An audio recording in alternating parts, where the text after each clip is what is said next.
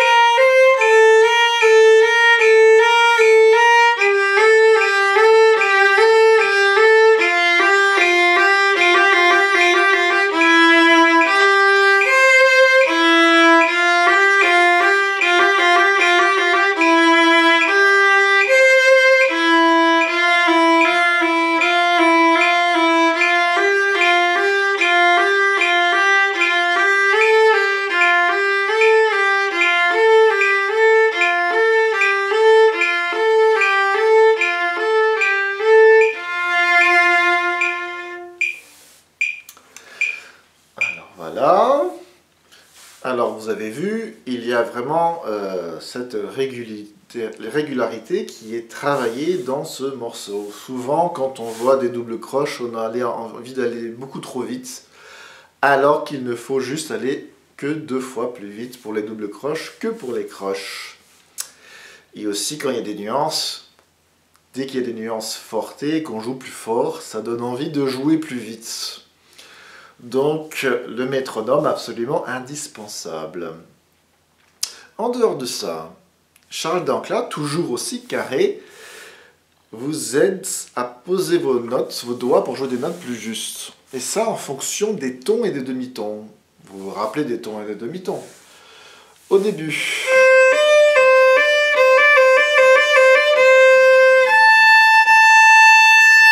Bon, do, ré un ton, et le la se place à la même hauteur. Donc ça va. On revient à do, ré.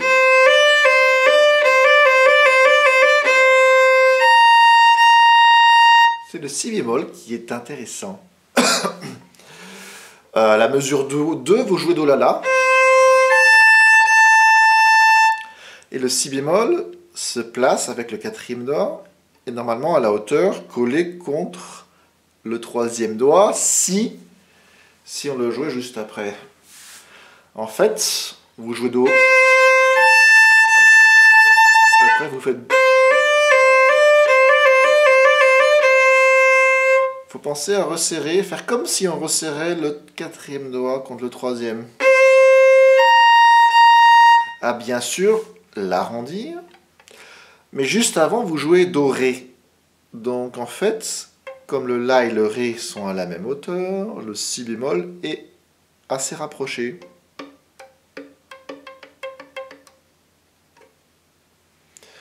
Voilà. Mesure 2, Do La. Mesure 4, Do, Si bémol. Et après... Alors le La, bien sûr, dessous, puisque c'est le demi-ton. Et vous avez aussi le Sol dièse, qui va venir se glisser sous le La. Donc ça fait tous les doigts collés. Le troisième doigt sous le quatrième. Et le deuxième sous le troisième.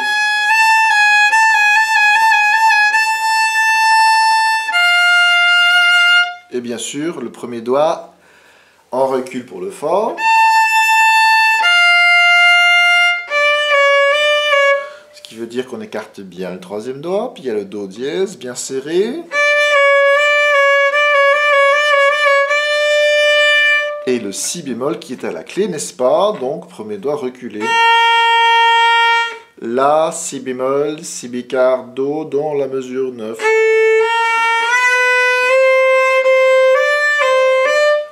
Voilà, bon ça c'est une petite chose. Autre mesure intéressante, c'est la mesure 17. Charles vous a un peu compliqué la vie avec les coups d'archet. Vous avez ceci.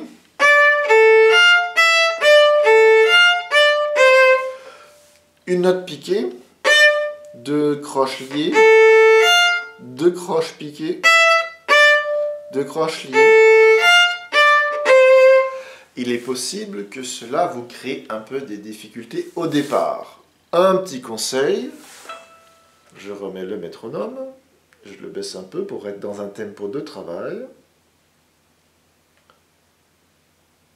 Mettons 60. Je prends à la mesure 16, c'est la mesure qui précède donc ce que je viens de vous montrer.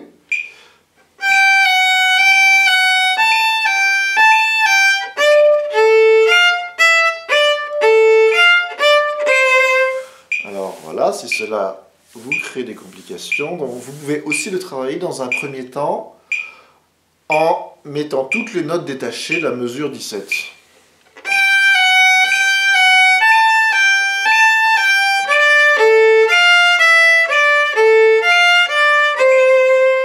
Réussissez d'abord cela. Quand vous l'avez bien réussi, et que ça marche, vous rajoutez un petit geste rapide sur le Ré. Et vous essayez de piquer en faisant un geste rapide et mordant dans la corde les notes où il y a les petits chevrons. Voilà.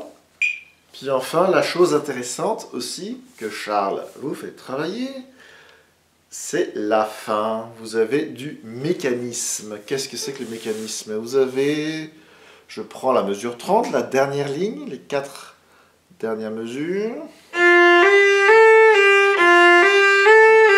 Fa, sol, la, sol, fa, sol, la, sol. Puis après, la mesure suivante, c'est les mêmes notes, mais dans un ordre autre. Fa, au lieu d'avoir fa, sol, la, sol, on a fa, la, sol, la, fa, la, sol, la, fa. C'est intéressant, surtout pour l'intervalle entre le fa et le la, car comme il y a 2 tons, il y a un grand écart pour la main, donc pensez à bien avoir le deuxième doigt dressé, pas couché, bien dressé, serré contre le premier doigt, et d'écarter suffisamment bien le quatrième doigt.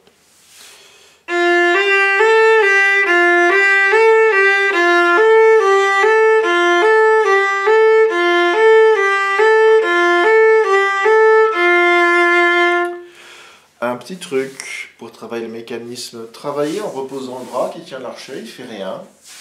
Et vous travaillez en tapotant avec les doigts, vous pouvez un peu chantonner avec. Voilà.